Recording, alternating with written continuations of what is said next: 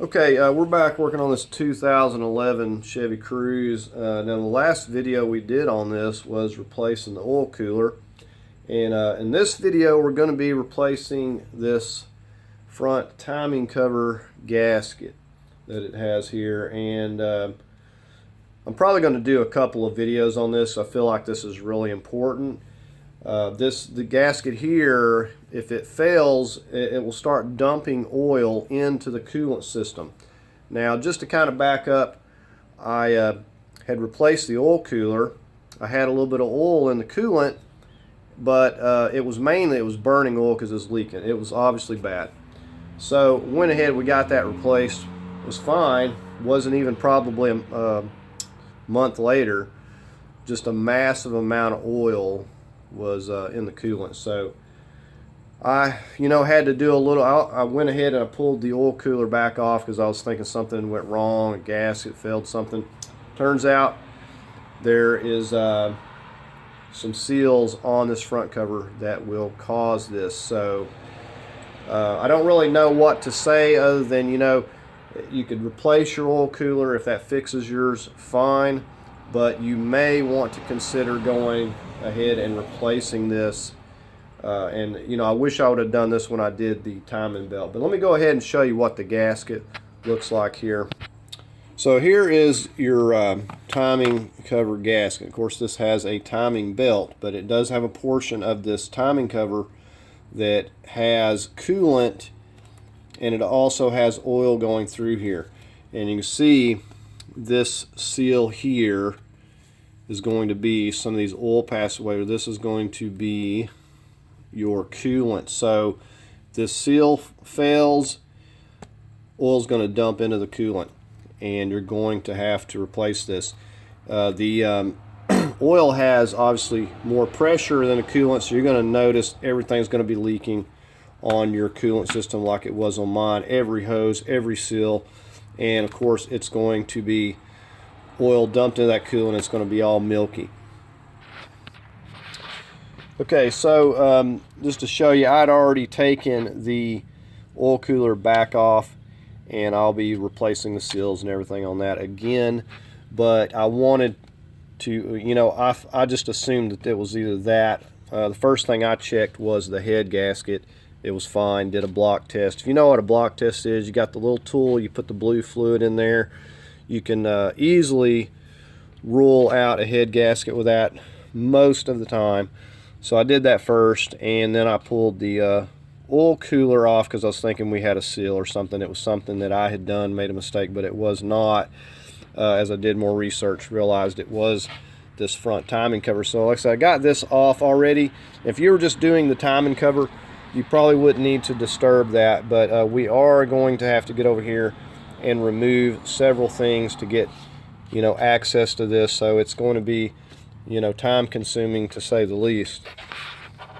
Okay, before we first thing getting started on this timing cover gasket, I think we're going to get the air box out of the way first. And now I've got it on ramps just because I was dealing with this, but I don't know that that is going to be necessary. But I've got it on the ramp, so I'm going to leave it there. But I want to start with the air box here first. Alright, so we got our MAF sensor here. Got to slide that up first. We got the safety lock to pull back on. Yellow safety lock.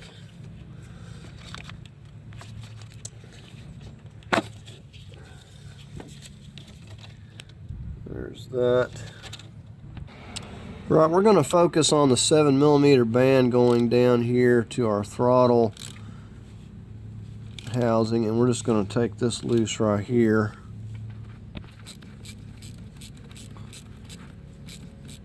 And you got this little hose that has an O-ring. It really sticks in there pretty good. Okay, now this can be lifted up. It's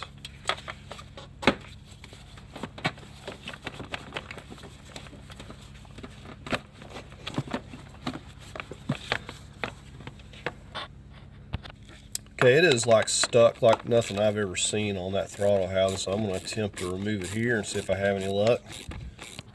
Okay, so it pops off of there pretty easy, so I guess we'll just twist this thing out of the way and it can just stay there. Okay, so I figure we'll be working from the top and bottom, but the next thing I want to do before I go any farther is probably get this wheel off here, and we're going to get just get some jack stand stuff back here, support it, and we'll kind of go from there. Okay, so there's where I got my jack stand placed, and I'm just lifting it here at the frame. Now I'm just using a 3/4 to get these plastic. You could probably use a 19 as well. So yes, a 3/4 or a 19 will work.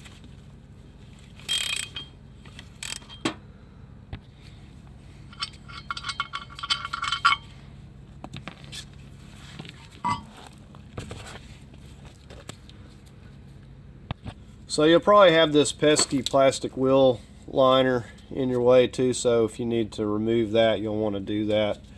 You know, a bunch of clips and screws and stuff, but this one's long since been removed.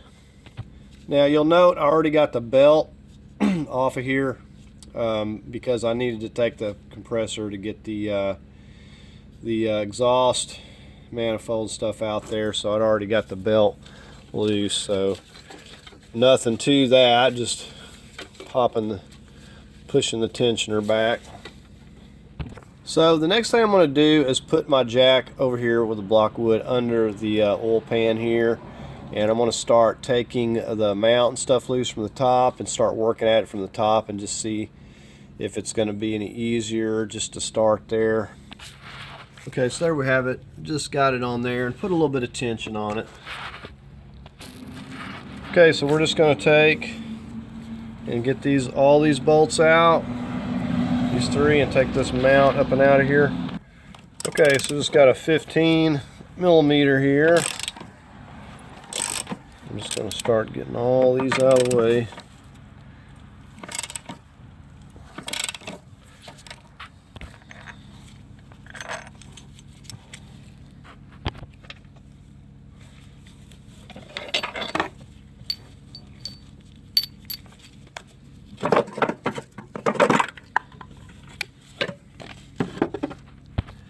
Okay, we're going to get this brace. We've got one down here. These are 15s. We've got one right here that you can see. Got one down here on the bottom. We might have to get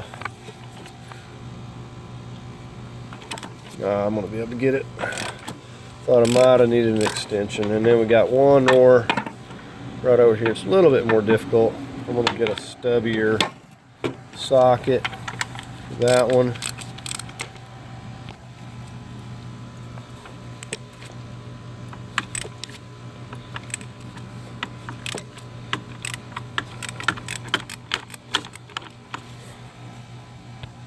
Yeah, once I got them loose, I'll get a smaller ratchet, kind of speed things up.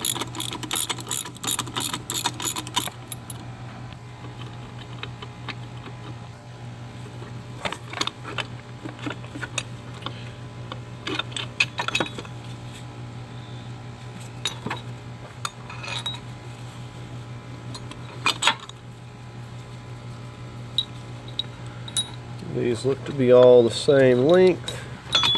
No worries of mixing it up. So again, if you were doing the timing belt, that would be the time to have done this. Now, I did do the timing belt on this, but I did not think about this gasket, didn't really know about it being a problem. But these seals and stuff fail with age. This only has 130,000 miles, but you know, it's over 10 years old. Okay, so we're just going to start with these E10s. Going to need you some E-Torques if you don't have any. Just get you a whole set. Got one E10 here, one over here on this side.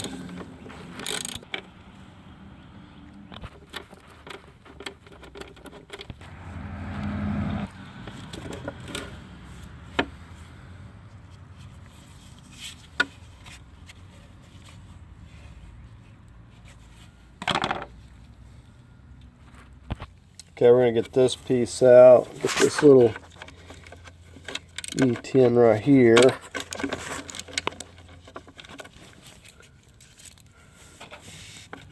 Might need an extension.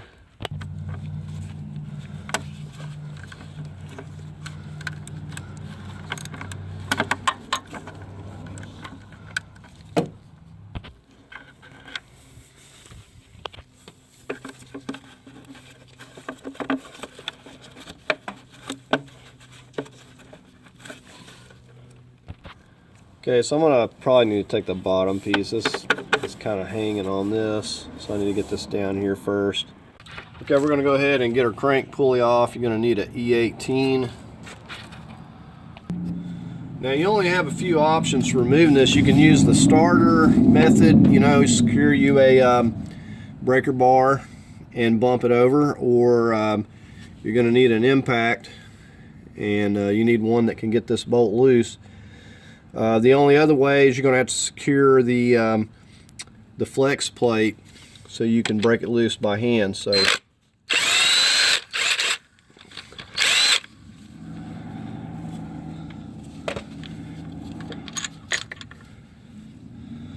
right, so there's that bolt, and you can see that this has got a little locating. You see the keyway right there. Zoom you in a little bit. You can see how that locates it when you put it back into that keyway. And it's the same way for the crank right here that the timing belt rides on the gear there, so it's got its own little keyway. Now, one of the things I want to do before I will take the timing belt, we'll get to that, but I'll get it to top dead center. You see I got a paint mark here where it's a little more visible when I did this, and then here is your, see, there's your mark right there. So we want to get that all lined up, and then of course our cam's up there, so we'll deal with that in a minute.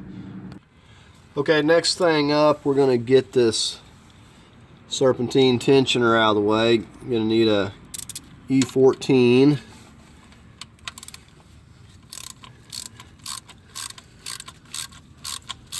And just counterclockwise, or just like you would any other bolt. It's not left-handed threads or nothing.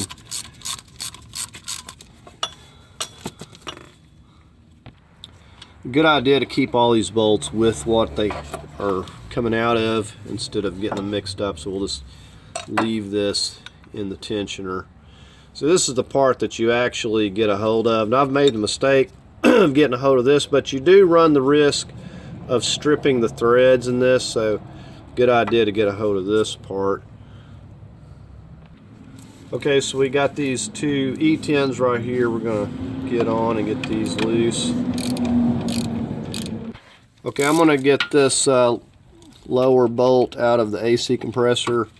While I'm here at it, we're gonna have to get the whole thing out of the way and kind of move it over, but I'm just gonna get this in while it's handy.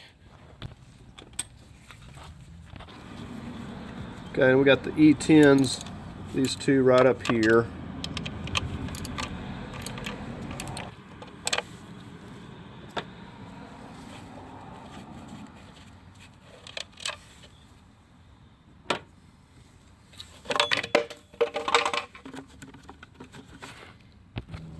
Now this thing just has some clips on either side. I'm just trying not to break them here. Okay, so I got back behind that one on that side and got it. This one over here is still holding. So here's the little clip. This just kind of snaps in, I guess. And I probably could have pulled a little bit harder on that side. It's supposed to come from this side here, I guess. And then this side just has that clip, and that's all that's holding that. So that screw that I took out earlier there didn't need to come out.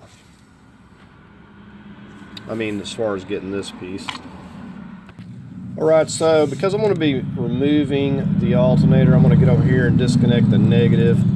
I don't want anything shorting out or anything.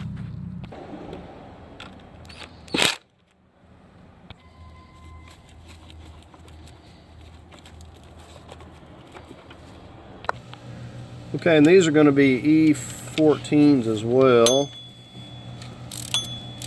This wasn't terribly tight. I've got another one down here at the bottom. May have to get down there to show you. It's kind of more difficult to see, but we'll go ahead and just get this top bolt out.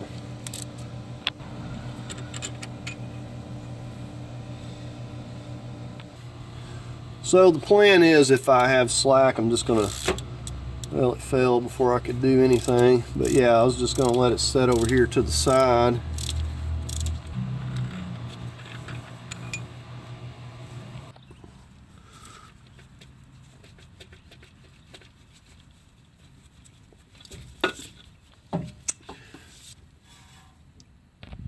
Alright, so I think it's going to stay out of my way over here. Okay, so you can see how the alternator was bolting through there, this timing cover. You can also see we've got a few of these bolts coming from the oil pan that we've got to get. We still got the AC compressor. We got one bolt at least that we need to get out of there, but we'll probably take them all out and just move it completely out of the way. But I think we're going to go ahead at this point and get on these little oil pan bolts, and then while we're here at it, we'll just go ahead and start taking a few of these out. It's not in, well, we need to go ahead and deal with our timing belt actually, so I think I'm going to put a washer on here to space this out, and we're going to crank this around at least. I think I'm going to need a little bit of a washer anyways. Alright, so I just put a little washer on there to kind of account for the thickness of the crank pulley there. We're just going to snug it down so we can turn this over. Okay, I took the big washer off and just put this one. I remember now because you can't see this little mark with the big washer on there. So I'm just going to rotate this until I get this lined up for the mark, and I'm going to get my cams where I want them. Okay, I got the crank on its mark here and here. So what I'm going to do is I'm going to put a mark on the belt right here before I even remove it. I'm going to put a paint mark right here for this tooth of the belt, lining up with this and this.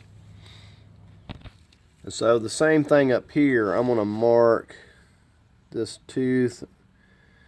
I'm going to mark the belt and put a mark here so I know where that's going to go back, and then we'll put a mark on this belt lining up with this, so when we put this back on there won't be any doubt about how it goes on. It'll go back exactly like we took it off. Okay, so there's our paint mark just on the tooth of that belt, and it lines up, of course, with the one on the sprocket there. We're gonna put that back there. Now another thing, we're gonna ride on here, you know, crank, and the ones up there will ride on it cam, so we don't get our marks mixed up. We shouldn't, but just, you know, as an extra precaution. Okay, and then up here you can see we've just got a mark on the belt there, one on the sprocket where it goes, and then we put a mark on top of the belt and then on this. So, and we know I've wrote on here cam with a marker, so I know these are going to go up here. Shouldn't be any confusion. Now you'll note that these don't line up exactly, so, but we've got these marked. We got that down there marked, so we can go ahead and take the belt off. You know, we're going to put it back exactly the way it came came off of here, no mistakes. Okay, this is our tensioner. You're going to need a 6mm hex. It's going to go right in here. Just going to turn it clockwise. Turn it enough where you can just slip the belt, just like that. Nothing to it. We got our belt marked. Let's go ahead and take it out here. See, I wrote on this cam, so, and then I know what the one down there is going to. Now, you know, people lock these cams down. They will move a little bit, but all we got to do is just move it right back.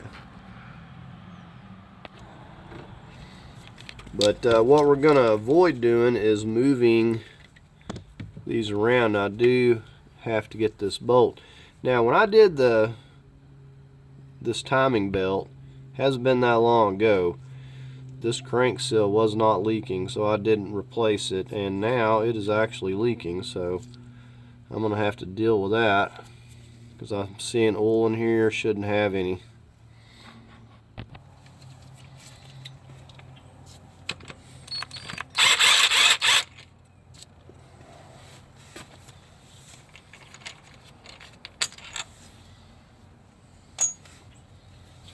Okay, so this thing is easy enough.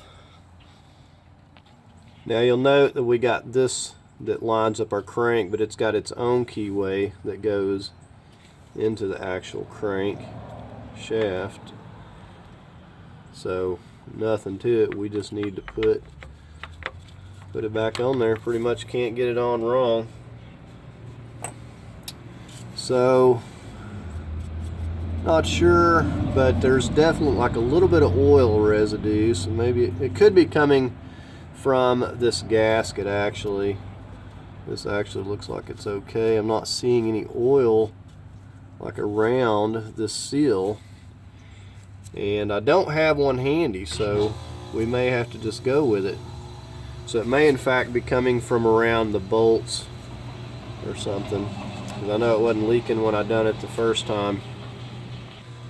Probably going to have to just go ahead and do this seal out of precaution though, because I don't want to have to come back in here again.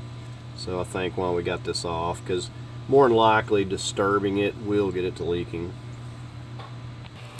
So I think the next thing I'm going to get on here, this hose needs to come loose, and we need to get the remaining.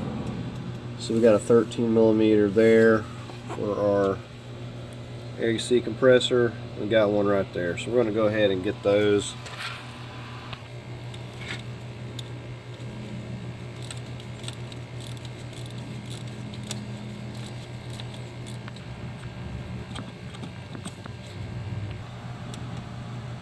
I'll disconnect this connector on the compressor.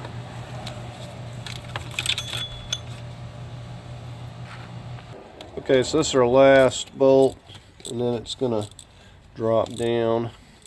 Okay, we're just going to set it down here. Okay, I'm going to get the clamp on this hose here. Went ahead and position a pan. I'm pretty sure this is going to leak. Okay, so it's really not dripping much. I'm going to disconnect these two wires that are clipped here. Have to remember to put those back. If you get them from the back side, you can usually avoid breaking. In other words, if you push on that tab with some pliers or something, you can usually avoid breaking those. Disconnect this so you can see. Just pushing on those tabs. Alright, so let's pull this all out of the way. Okay, so we've got our E12. Is that what it is? Yeah, E12. And we're going to just get to work on all of these now.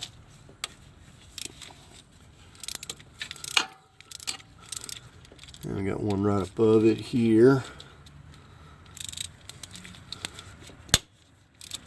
I hope that none of these have been over tightened and stripped. Aluminum's kind of iffy.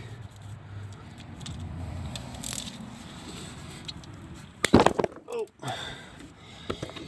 Yeah, these are really tight.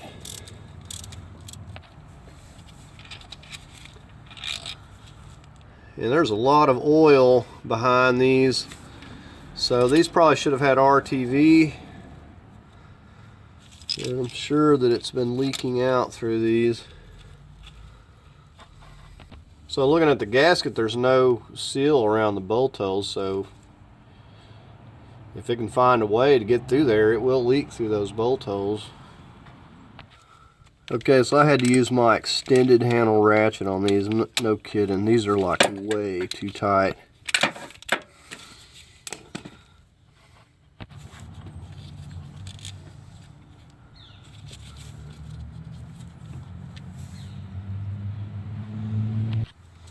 Or I'm just getting these right up here.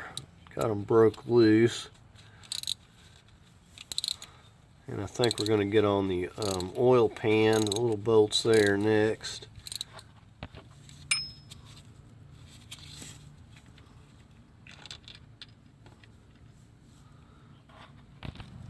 Okay, it looks like we just have these 3 E10s right here in the front to contend with.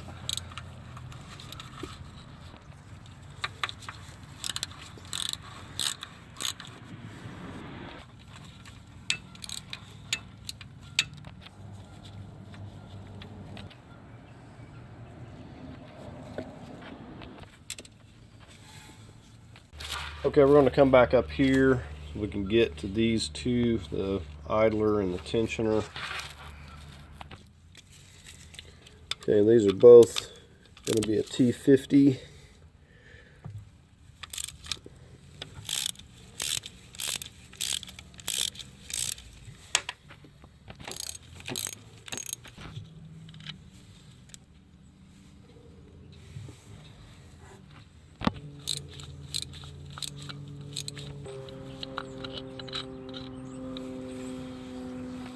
Okay, so we've got all of the bolts that are going to be holding the front timing cover here. All these are loose. The idler tensioner that was bolted through there. So everything is free that's coming through the timing cover. Now we got to move on to the next phase. Okay, so I only got the 3 bolts up here on the oil pan. Now you'll notice that I've moved my jack that was underneath the oil pan here, and I've got a jack stand right back here to give you a better view. Okay, I've just got it back here. Now you keep in mind there's a transmission mount, there's a torsion mount right down here. This engine's not going anywhere, so we have to have this out of the way because now we have to get on our oil pan. Now I'll just show you, I went ahead and took the little E10s out of there, but we've got to get this exhaust piece out of the way. Now I could remove this and leave the exhaust, but I couldn't get this pan back in there. I wouldn't want to try to put it back in with the exhaust in the way. So the first thing we're going to tackle at the moment is just getting this exhaust out of the way here. Okay, so just to show you where I'm at here, we got to come back to this section where it's going into the muffler. So here we have our resonator, and then it's going into the muffler here. We got to disconnect these 13 millimeters right here first of all. So these will be your funnest parts. You'll want to douse these down with WD-40 just prior, or let them soak or whatever before you get to work on these, and just hope for the best. If they do snap, there's nothing to it. You just drill it out, knock the rest of the stub out, and put you a bolt through there. Put a bolt with a nut.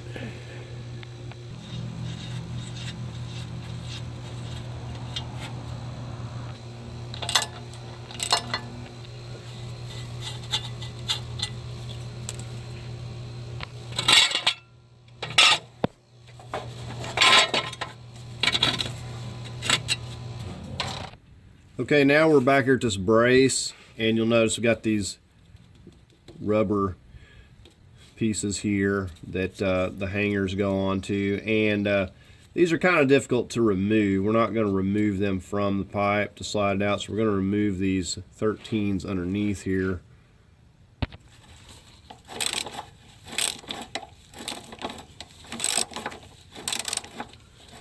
So it's got one there and right here.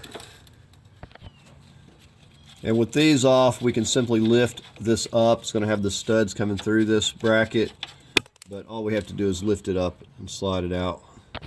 Now I've got a video simply on removing the exhaust manifold and the oil cooler. I didn't cover that here. I'll leave a link to that, but I didn't go over that. But of course you're going to have to remove this from the exhaust manifold, and I would say that all this, at least the exhaust manifold, is going to have to be taken out to be out of your way so you can get to all these things easily. So we've got it loose back there. So the only part that we've got is our O2 sensor back here we need to disconnect. So just back here behind the CV axle, just give that clip.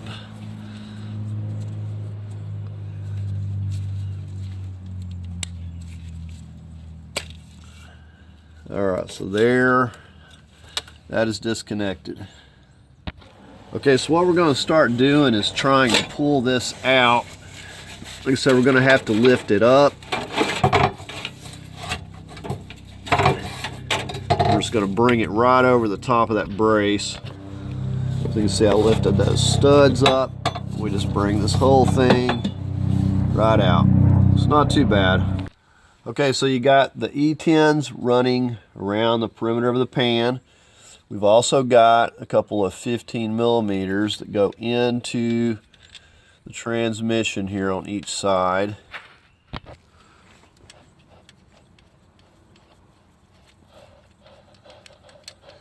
Now you'll note this little, I guess you'd call it a dust shield or something. We're going to have to get this out of the way as well. We'll get to that in a minute.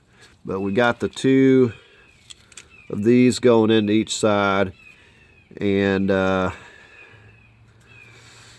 may have one I've already took out or is missing here.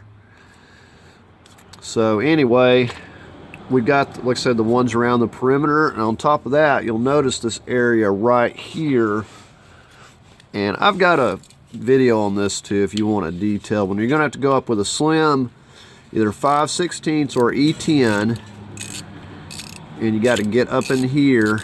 Now these go into this like rear seal, so you got to get these completely loose, and they'll be RTV, so they may or may not fall out of here, and you may not be able to pull them out. Okay, so let me show you what you're looking at.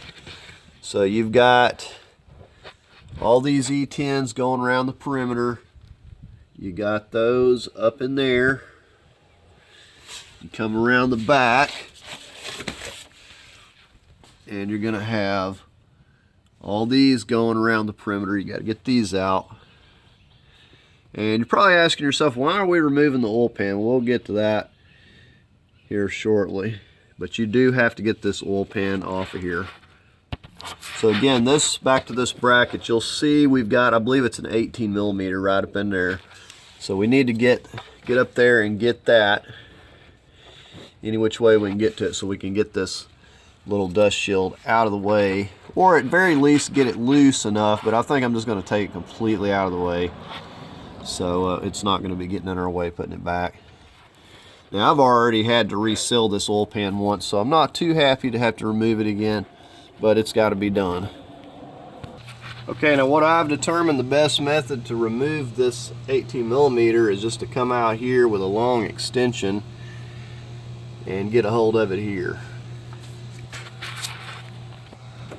Alright, so this is going to be pretty tight.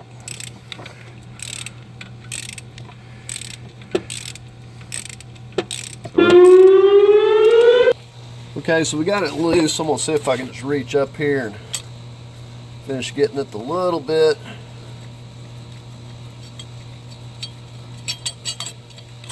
And we'll just let that fall down. So there's that little bracket. It's just kind of a little dust shield right here that's right in our way. But there's that big 18mm. Okay, now it goes without saying you want to have drained your oil. You don't want to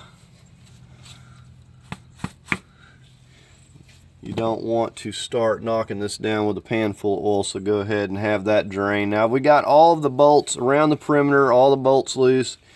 You want to make sure, double check, and we're fixing to start prying this pan off here.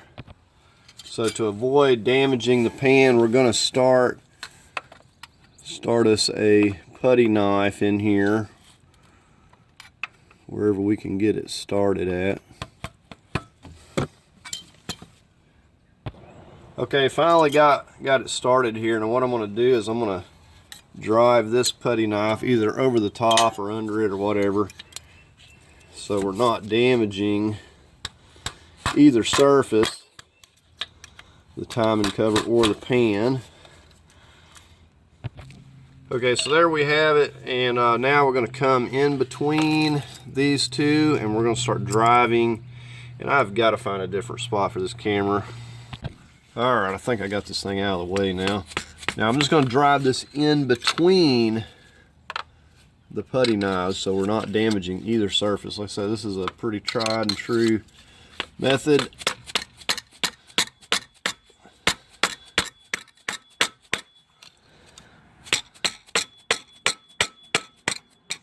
And we got to may start out with a little bit thinner of a screwdriver here. I believe I used the ultra black last time. That stuff does not come loose easily.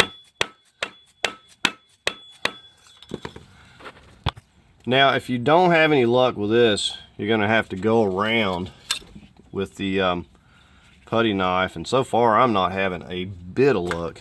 Like, this stuff is just holding.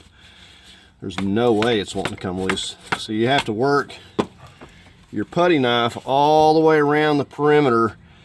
I will not be using ultra black when I put this back. I love that stuff, it doesn't leak, but seeing how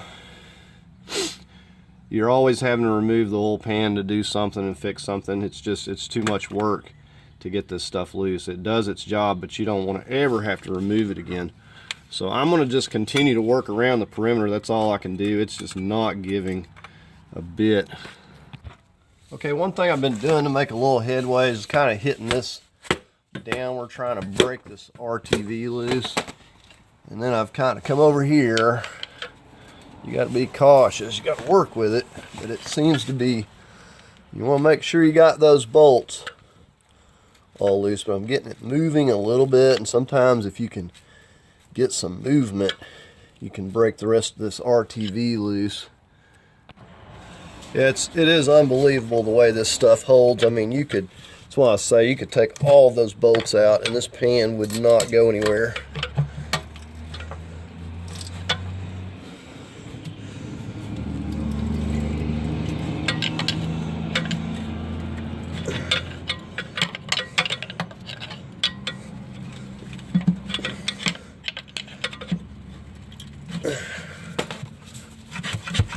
Still hung a little on the back side. Now you want to pay particular attention once you got it loose to your oil pump down here. And really this engine may need to be up just slightly. I don't know if I can wiggle it out here like this because it's catching on the stub on the oil pump. Okay, I should have had the engine up just slightly higher on this end. What would be real handy in doing this job is one of those cross brace bars to support the engine while you're taking stuff loose. That would be really handy in this case. What I'm going to have to do is get my engine lift over here because I did not have this up high enough. I can't fit the pan out, so I know I'm not going to be able to get it back in. So I'm going to have to get it lifted up a little bit and go from there. The only other thing I could do is lower the subframe, and I don't feel like messing with that. Okay, I know not everybody has a lift, so if you're doing this and you make the same mistake as me and you don't have that engine high enough to slide the oil pan out, and you'll see in a minute why, you want to put the pan back on, just kind of set it on there, and then take your jack, lift it up, and then adjust your jack stand and do it that way. But I've just got a hold of this lift point, this eyelet right here, and we're going to lift it up a little bit. Now you're probably going to hear this oil pan just fall because it doesn't need much. I got some cardboard down there. It hasn't fell yet. Okay, so I'm just coming under here with my engine lift attached. Let's see what we got here. I believe we might still not have enough room here. May have to go up a little bit more. Okay, there we go. I just wasn't tilting it the right way. It just slid right out. I didn't have enough room. Now you'll note right here, this is your oil pump. You can see that, you know, 1.5 inch spout coming out of there for the oil pump, and that is the reason we can't remove the timing cover, and we also have a hard time getting the oil pan out because of that right there. So I had to lift this back up. So I'm going to try to adjust my jack stand so this will be high enough, hopefully. So I just raised this up a notch, and I think we're going to just leave it there because I know the pan came out easily this way. So as you can see, you cannot get this off because of this spout coming off of the oil pump here. It will not allow you to remove it. And there's also locating pegs, one down here, one up here. It has to be removed straight out as well, so you can't just, you know, wiggle it and pull it up out of there. And plus you're on the crankshaft here and everything else. Just no way. Okay, at this point I'm going to take my rubber mount and just start popping this on either side a little bit. You can see we've got it moving. It's just ready to fall completely off. And if it's stuck, you can also pop it a little bit from up here. It says you're going to have a couple of locating pegs, and it may try to seize up on them. So we're going to lift this up and out of here. Okay. All right, so let's take a look at it here and see if we can tell what took place. Now keep in mind this car has 130,000 miles on it, and so it's you know, it's more age. It's 2011, and this is what has happened. You can see where the failure has taken place. This is our oil pump passageways and this is our coolant passageway, and boom, you know, this is flattened out. There's no seal here. Obviously more pressure from the oil, and this seal here, this piece that I found in the oil cooler is the piece that's missing right here.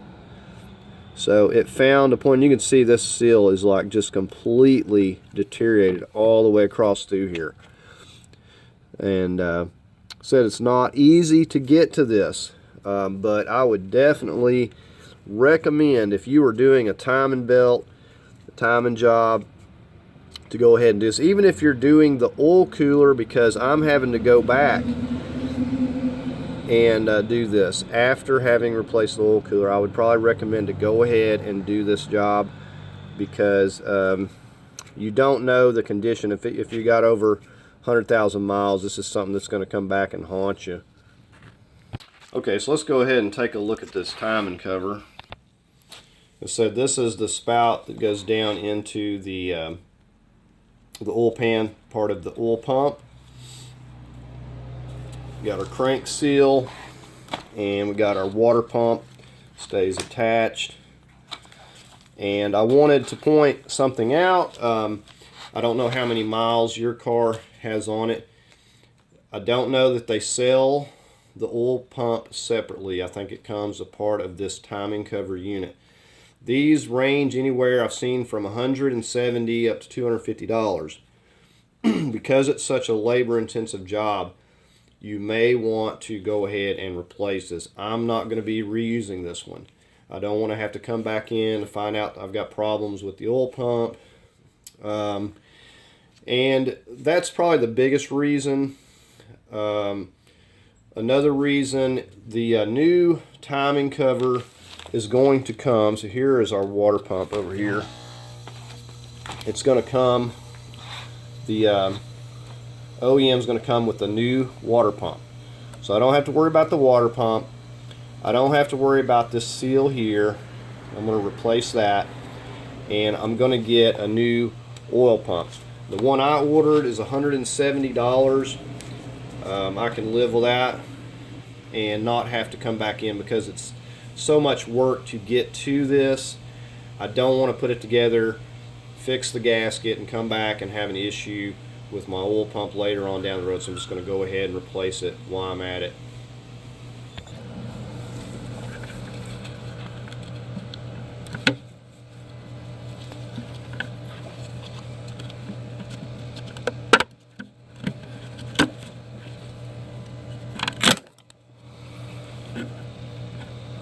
Okay, and see some of my gasket is sticking.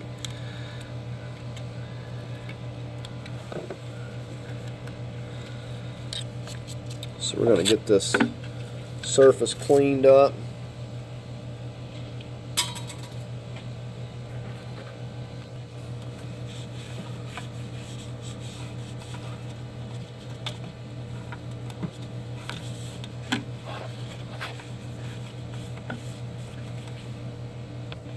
Now I'm just going to go over it with some alcohol. Okay, this is looking good. I think we're going to go ahead and clean up the surface of our oil pan before we do anything else. Or the bottom of the engine, rather, and then we'll we'll worry about cleaning the oil pan up separately.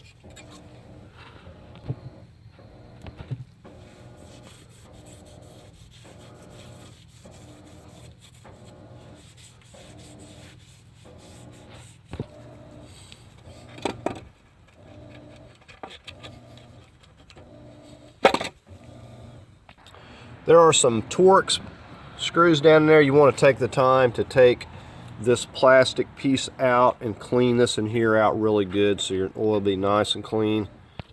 Looks like a T27.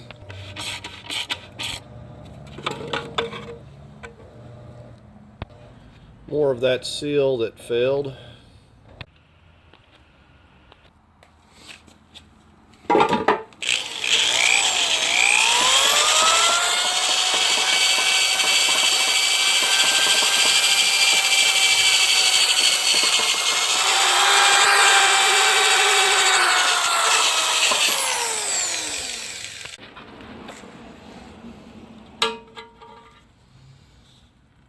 And clean this up if need be, just inspect it.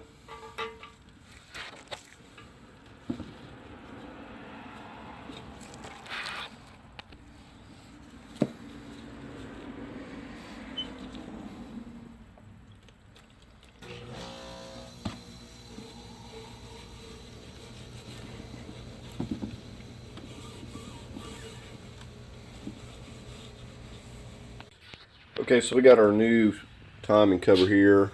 So it comes with the water pump and everything. Now I stand corrected, you can replace, just a second. Now you can in fact replace the gears in here. I've seen that they do sell those through GM, so if you wanted to replace the pump, the oil pump gears, you could do that. And you could simply just reuse the one that you have if you don't want to fool with it. But said I decided to go ahead and get a new one, and said it's got like new springs and gears, and you get a new seal, and then of course the new water pump. So we're going to go ahead and just get our gasket here in place now.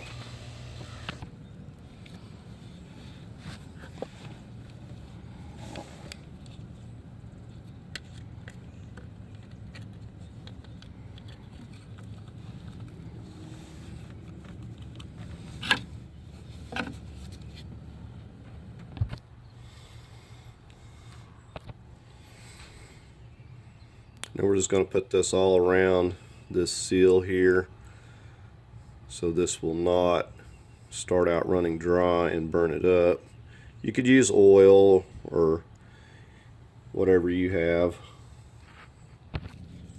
Now you want to take a little oil or something put on to this surface. It's going to ride on the oil pump and also this surface here for the seal. I'm just going to use my assembly lube here, but I said oil will do the trick. This is just really sticky stuff. I'm just going to run that all around this surface here.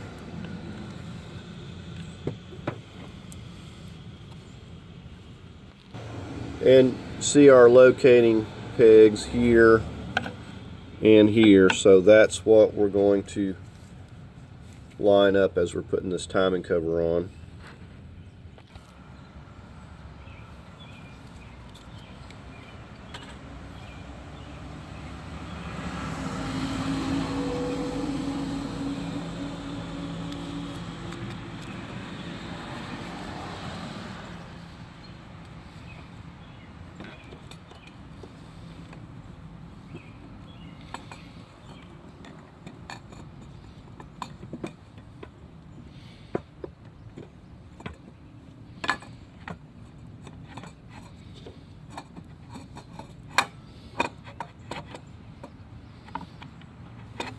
Okay, I may have to come from the bottom here.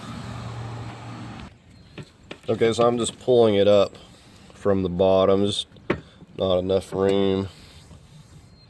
I'm gonna line up the crank.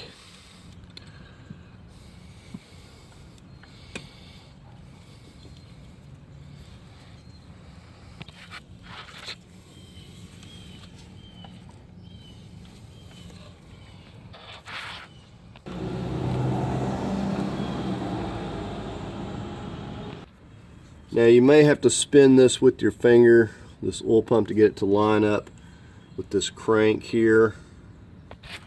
And to show you what I'm talking about, you see like the flats, and then you see the rounded parts that protrude. So you have to get that. You may have to move that a little bit to get it to line up. So we should be able to give it a push on once we get it right there. And it's went into our alignment pegs. So we've got it on our alignment pegs here, and the one down there. Okay, so we got to start getting our E12s in. We're going to be using some medium Loctite, if you can see that with all the glare. Make sure we get them in the right spots here.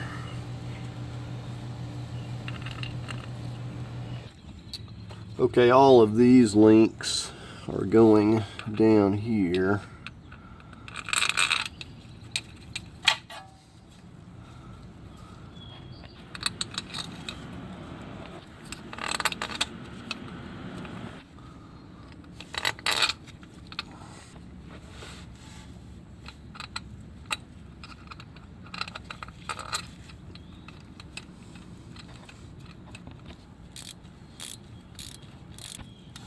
Okay, then we got our shorter ones here. And I don't have to tell you that you want to make sure that these threads are good. Start them by hand. You know, you may have to chase a few, clean the threads out. Just don't force them.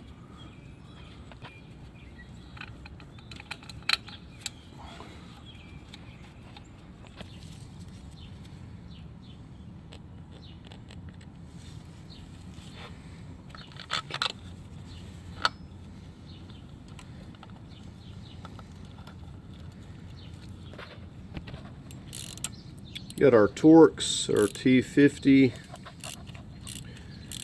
We're just kind of, I'm not tightening everything, I'm just kind of running it down. I want to kind of tighten everything and torque it all at once.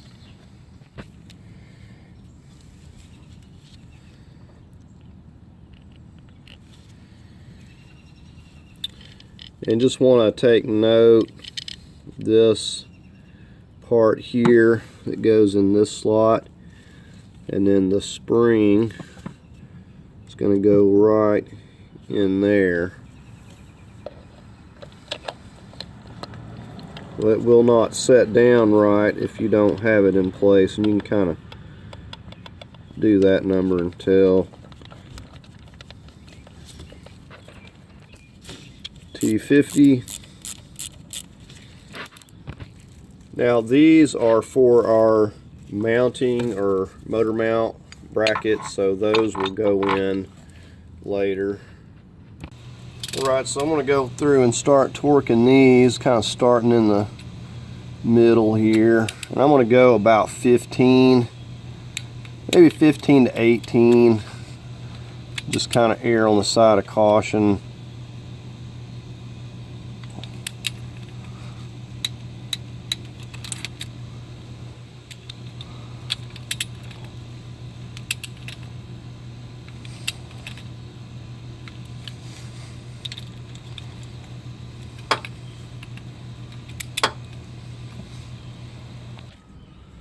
Okay, so I wound up going 18 on these down here. I'm going to get on these. I'm going to go like 15 on these.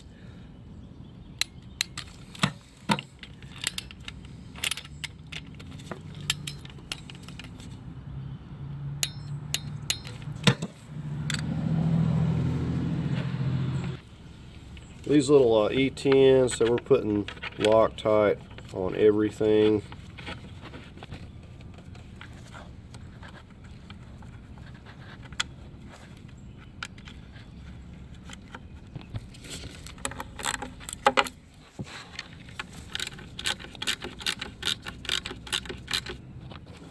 Now, I'm not torquing these. If you were to torque them, I wouldn't go more than probably 70 inch-pounds. And if you're going into the brass plastic cover, no more than probably 50 maximum.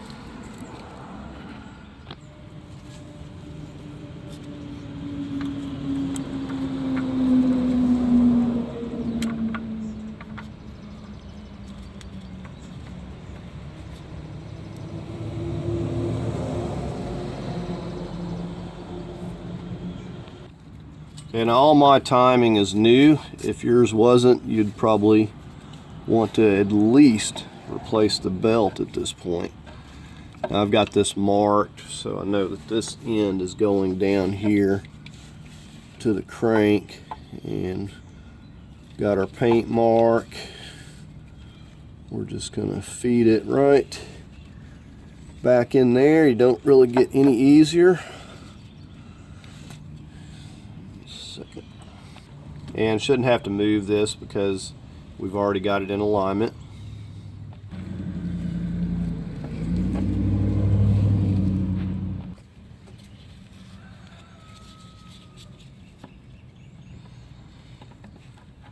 Okay, now you can see on our mark right here, it's moved over here a little bit. It's not a big deal. We'll just take our T55 and we're just going to turn it that little bit.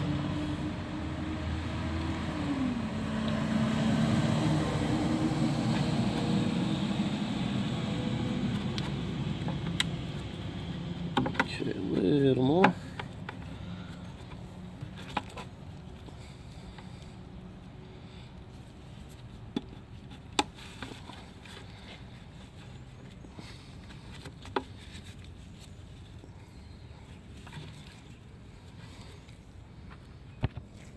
Okay, so you can see that that's back where it's supposed to be, and then this one over here doesn't even look like it moved any.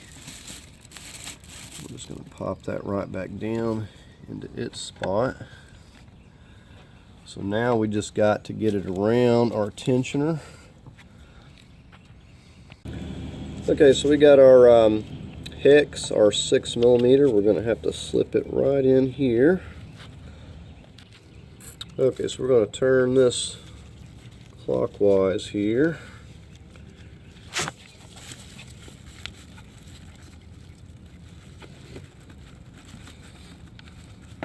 I may have to take up a little bit of slack. Okay, here we go.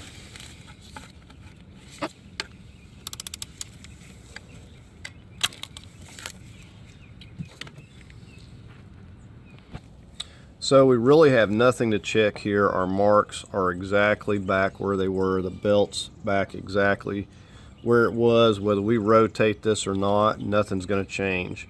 So as long as you put them back where they go, loosen the tensioner, you're all good to go. Alright, the next piece we're going to get in is this little plastic piece that goes in the center here. It just has the places that it clips into on each side. You can see how that clips around there into that, and then it just kind of clips in on this other side over here.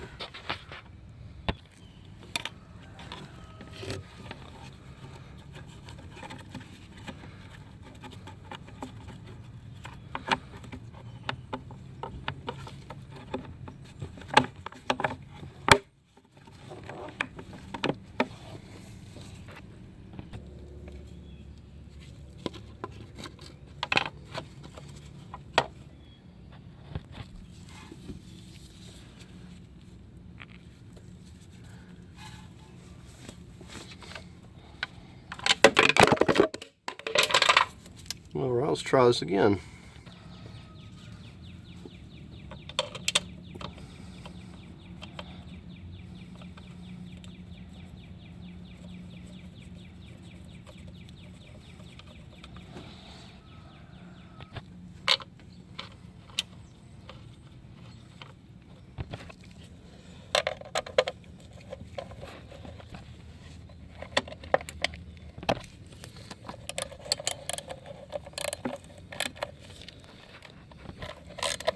I'm just snugging these up with this 1/4 inch ratchet here, and that's plenty good.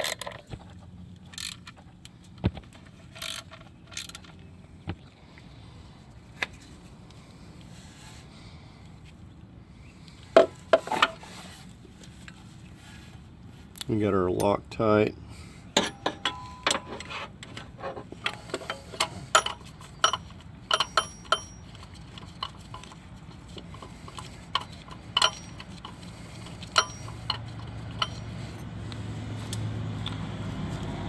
E14.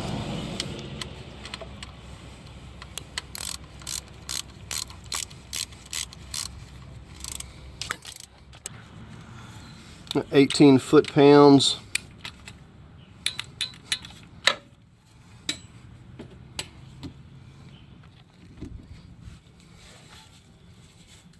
And of course this goes right where that purple mark is on that keyway. We got medium Loctite.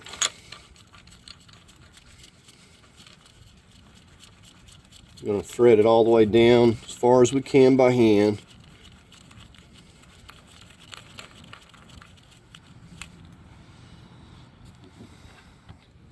Okay, so I'm just going to run this down with the impact. If you can figure out a way to hold it, then I would say no more than 100 foot-pounds. That would be sufficient.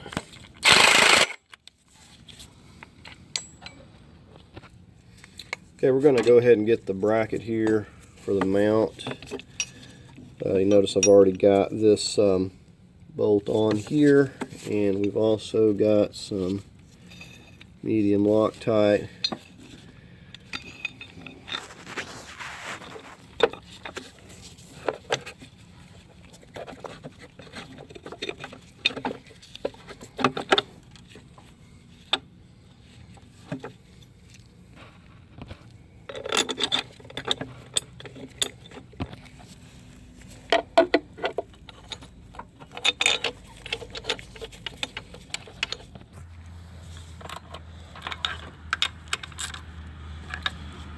Got our 15mm here.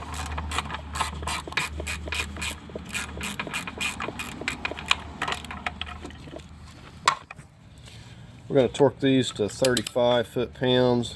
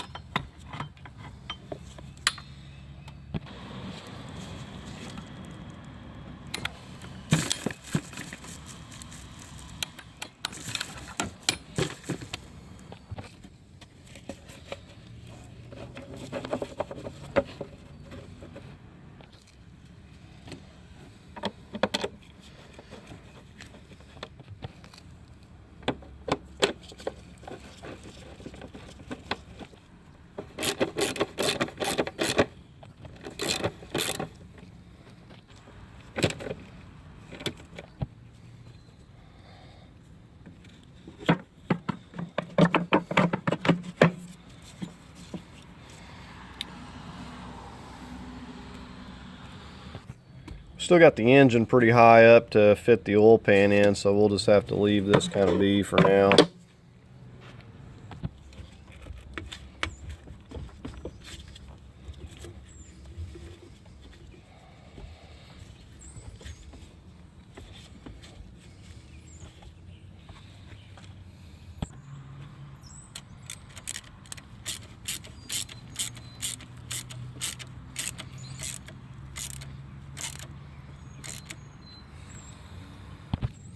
Okay, so we're back here behind this timing cover. This has a little like copper washer, this plug, and we're going to put that right in here. Now if this tries to give me any trouble, I've got some like neoprene washers, rubber washers. They got a little bit of rubber on the backing, is what it is. But if it gives me any trouble, I'll put one of those on there, but I think this will be just fine. We're going to snug this up. I'm going to get a little bit bigger ratchet, give it a little more snug. If you wanted to torque this, I probably would say about 20 foot-pounds would be sufficient. Okay, we're getting ready to put this oil pan back on. We're going to have to get some RTV on here. This is probably the worst part in my opinion. Now I had to jog my memory, but the last time I had resealed this was actually when I had the transmission out. Now the bad news is if you don't have a lift, you are not going to be getting this oil pan either in or out. Now you notice that I've got it, had to lift it up even more because it settled back down on that jack, or the jack stand. But you're going to have a lift, and if not, you're going to have to remove or lower this subframe down here. There's no way. See the bolts for the subframe, you're going to have to remove that and drop the subframe down, so you just have to take your pick. If you don't have a lift, you're going to have to lower that subframe enough. Now I've already test fitted this, so I know that it's going to fit in here. I've got it lifted up. You'll notice these little pieces sticking out here. These are going to be my little alignment pegs, and all that is some shrink tube. I just cut a shrink tube in half and stuffed it in there, and that's just to kind of guide me. Now you'll notice the oil seeping out. We're going to take some alcohol just prior to setting this and go back around here, because this thing has been sitting here for probably a week or more, and oil's still running out, so you're never going to get all the oil out. So so I've got the little alignment pegs. The only thing that worries me going in this way is this. I don't want to hit this on my RTV, so I'm going to have to be really cautious when I come in here and then lift it up and get that into place and get it on my little alignment peg. So we're going to try to do this. I usually put enough RTV. If I do smear it, and I have smeared it before, it'll seal just fine.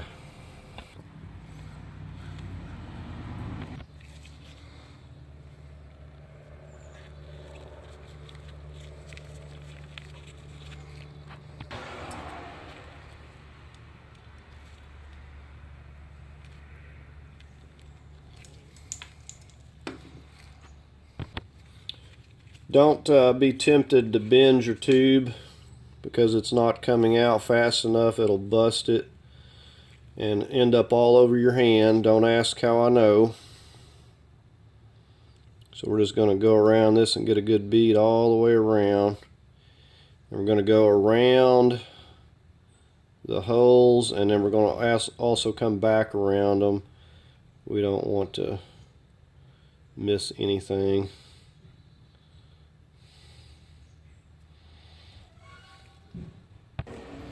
Okay, so now the fun part, we get to put it in without making a mess.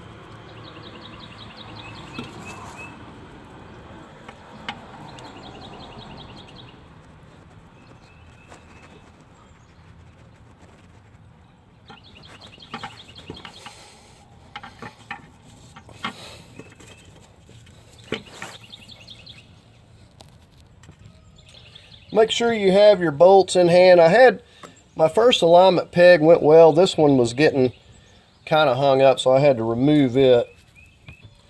Okay, so I got one more started in the back, so it's held now.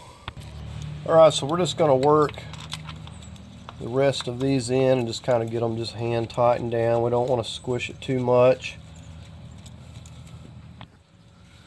Okay, and you can't forget about these up in here. Now my E10 is too big to fit, so I have to use the 8mm or 5/16 to go up in here with these.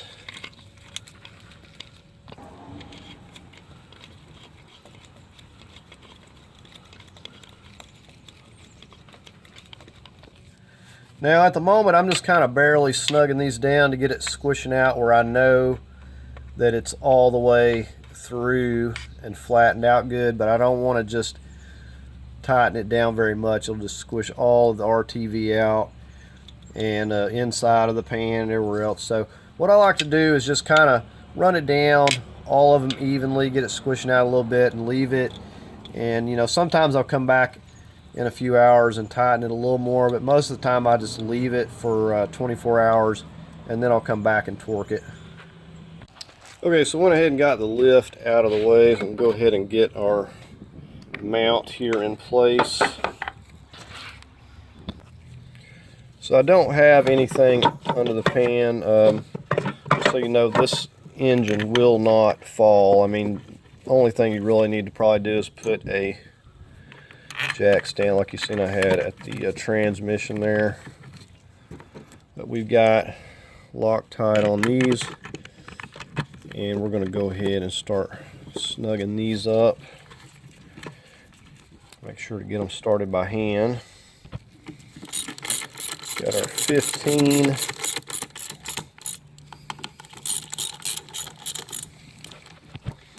Now I purposely left the alternator out for now, and kind of, you know, the compressor, it's out for now. I don't even have the oil cooler back in place yet. And we got our other two down here, long ones. If you need to line it up, you just shift this around a little bit. And just to show you can like easily bump it. I mean, it's a motor mount. It's meant to have slack. Just bump it over if it's not lining up good.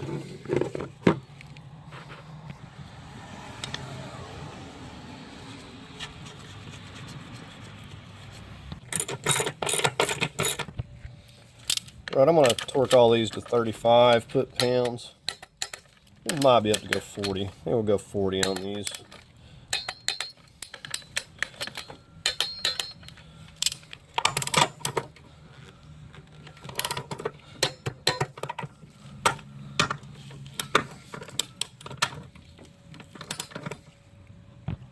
Alright, so I just did 40 on the second pass. Alright, so we got some bolts down here, 15s. And then we have this bracket that's got to go back up in here. It kind of covers that flex plate there. So then we got this one. Then we got the 18 that we remember we had to get with the long extension. That's the reason I left the alternator out. So pretty difficult to get to this one. You got to reach up over the CV axle and just kind of feel your way in there. And then I'll come out here with the extension and finish snugging it up. Alright, so that starter wire is kind of blocking your view, but this is how I'm doing it with this 2.5 foot extension. I want to torque this to about 35, 40 foot-pounds, and the same for those other two there.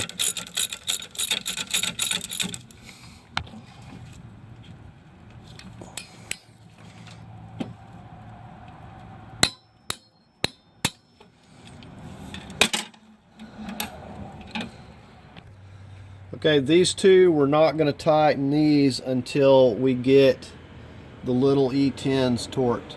And we're going to wait 24 hours before we mess with those.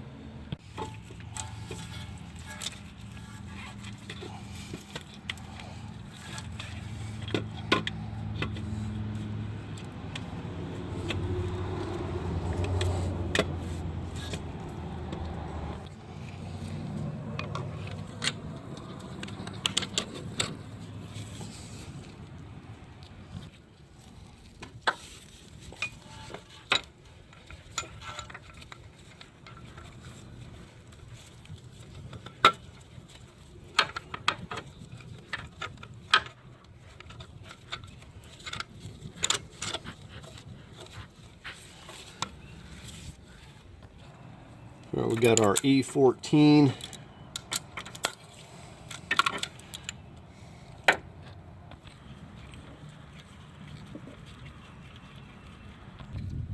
I'm going to torque these to 30 foot-pounds.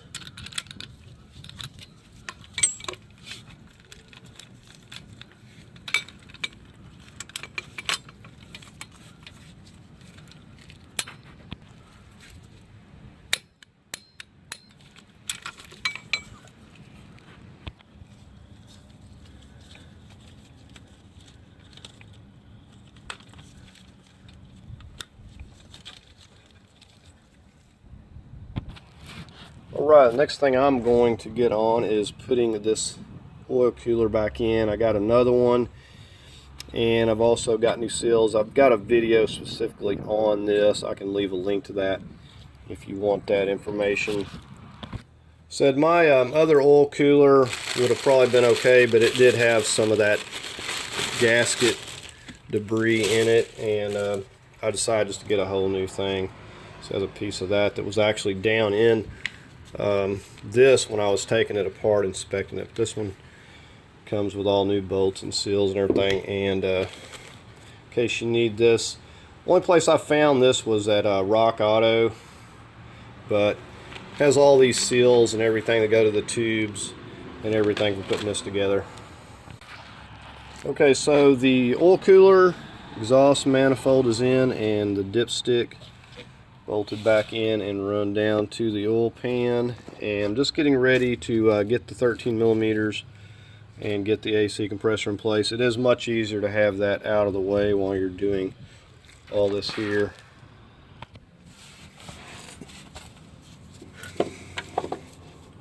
And I got the medium Loctite on these as well.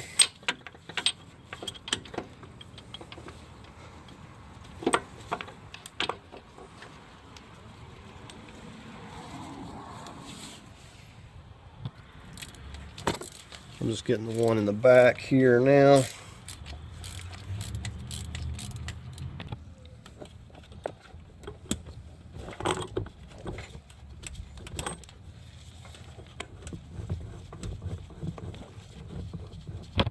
Right, I'm just torquing these like 12 foot-pounds. I'm just kind of being on the side of caution.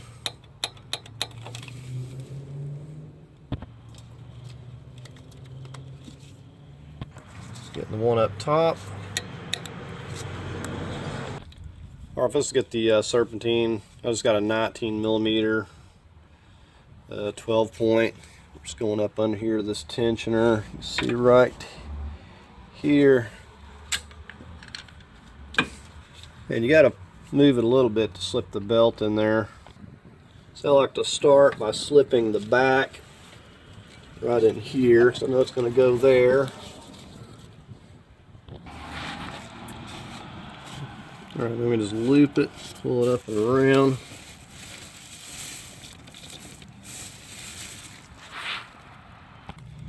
And I know from the last time I did this belt over here on the AC compressor has to be on the farthest groove back or it will squeal. At least it did last time.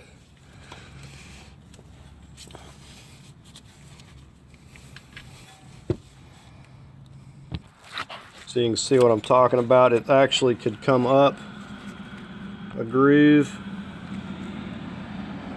but you don't want it there. You want it to the back, at least you do on this car for the alignment. Now we're going to go ahead and get our air box in place.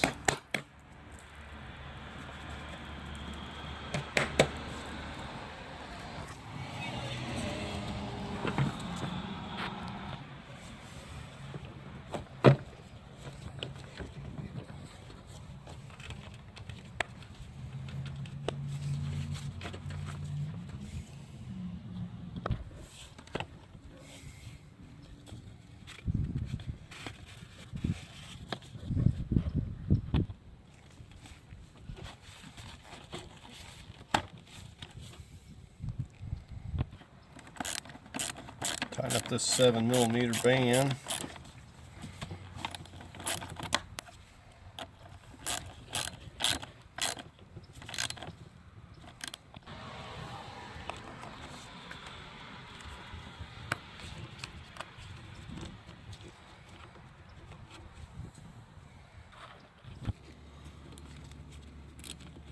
Another 7 millimeter band.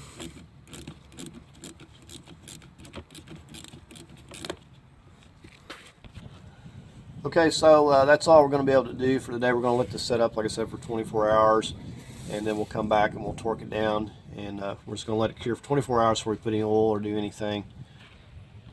And once we get this torqued, we can put our section of exhaust back in here, and we'll be all finished up. Tighten a few bolts here on the transmission. Okay, we've waited 24 hours. I've got my inch-pound torque wrench. I'm just going to go 50 inch-pounds, and we got our E10 or 8 millimeter. So we're just going to start in the middle and work our way from front to back and work our way out here.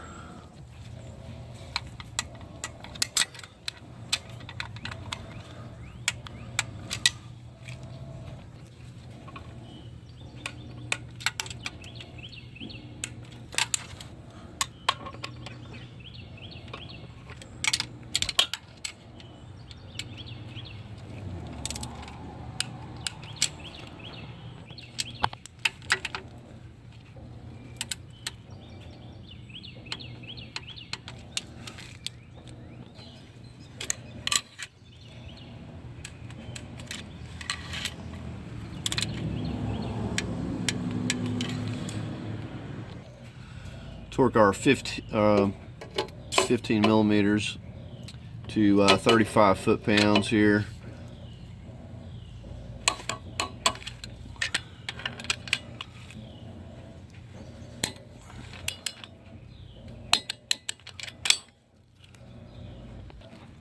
Alright, so we're going to get the exhaust back in place.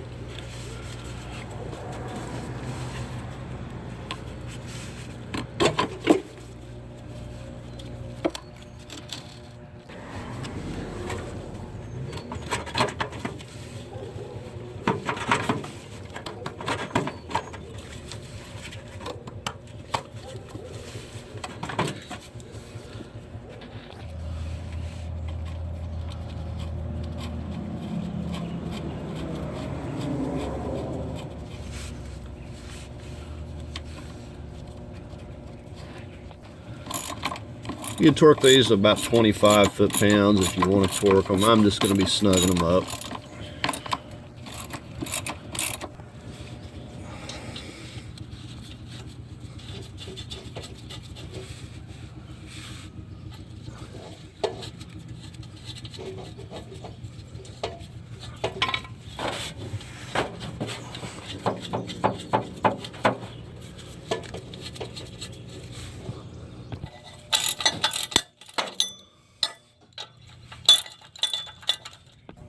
About 25 to 30 foot-pounds on these if you want to torque these as well. I'm just going to be snugging them up.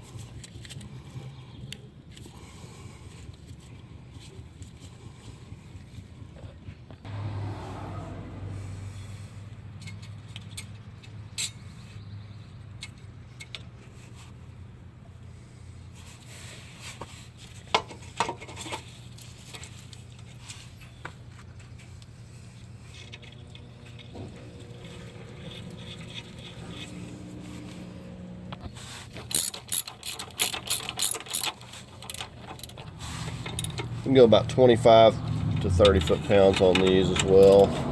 I'm just snugging them up. Now, my oil cooler came with a new filter already installed, so you want to make sure you put a filter in there if you don't have a new one.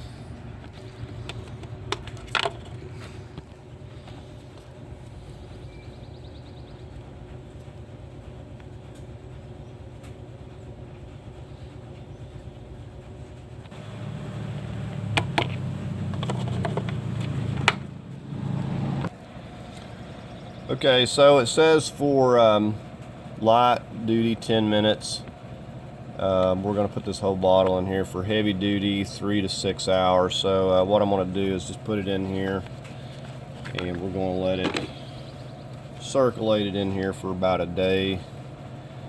And probably need a funnel, but we're going to circulate it. We're going to fill it up with water, circulate it for about a day, and then we'll drain it. Get some clean water. Probably drain it a couple times just to make sure we get all of this engine flush out. So we're just going to get it filled up with water now.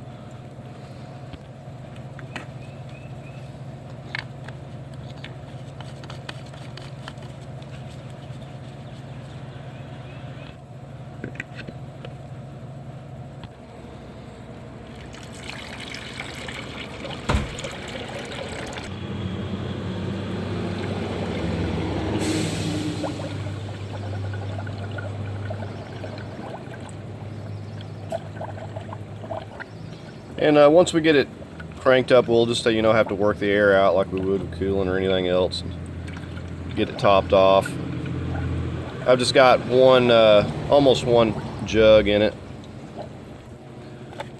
Okay, now you just slide this thing out. I don't want this thing cranking up till I get the oil pump primed up good, so I'm going to just disconnect the coil packs here. Beats having to hunt down a fuse. You just pop this up, pop the coil pack off.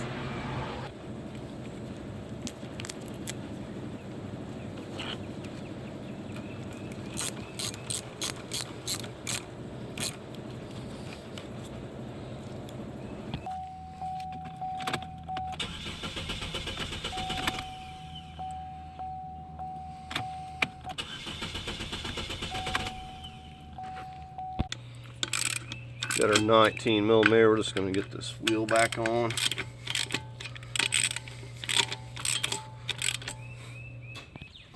We got the jack stand out. Let's get it back on the ramp. Go ahead and torque these to 100 foot-pounds.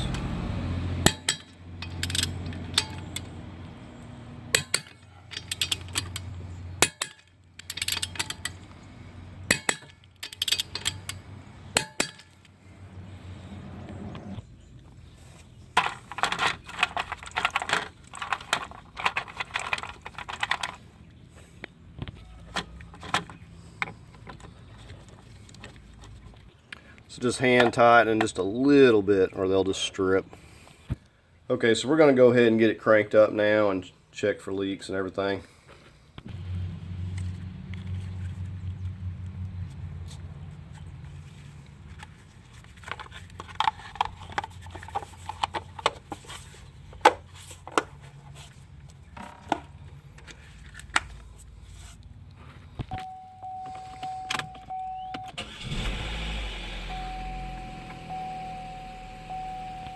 Now there's going to be a lot of burn off. This thing was leaking, spitting oil and coolant everywhere when it finally went, so it's going to take a while to burn a lot of this off. So we'll crawl in here and take a look, see if anything's dripping or leaking.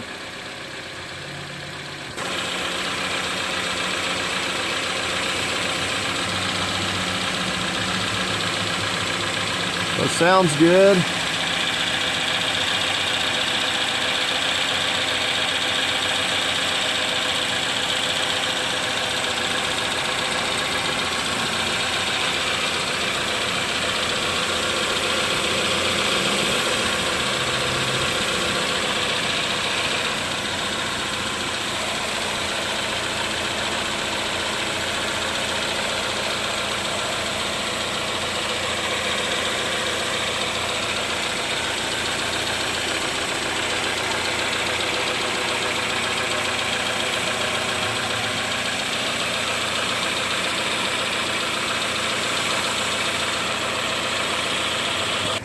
So like I said, I am going to have to run it and get the air out of here. Make sure that we keep refilling the water, get it topped off, and get all the air out of the system. But so far, no leaks or anything, and we'll drive it, check the coolant, get it drained out, get some more clean coolant in there. So I think I'm going to go ahead and get it off the ramps and see if I can't work, maybe drive it just a little bit and see if I can work some of this air out.